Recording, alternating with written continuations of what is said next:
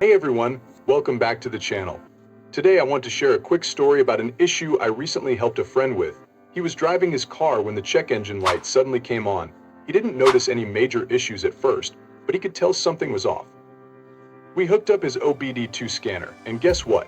It showed a P0403 code. If you've never heard of this code, let me tell you what it means and how we fixed it. The P0403 code refers to a problem with the exhaust gas recirculation EGR circuit. The EGR system is designed to reduce nitrogen oxide emissions by recirculating a portion of the exhaust gases back into the engine's intake manifold.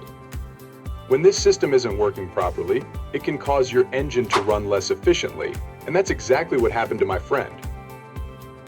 My friend and I decided to dive in and figure out what was going on. We started by checking the EGR valve, which controls the flow of exhaust gases. The P0403 code can be triggered by a few things: a faulty EGR valve, issues with the EGR solenoid, or even problems with the wiring or connectors. As we dug deeper, we found that the EGR solenoid wasn't getting the right signal. The symptoms my friend noticed included rough idling and a drop in fuel economy, which can happen when the EGR system isn't functioning properly. This code can also cause your engine to hesitate during acceleration, which he mentioned had been happening for a while. After some investigation, we discovered that the EGR valve was clogged with carbon deposits, which was blocking the proper flow of exhaust gases.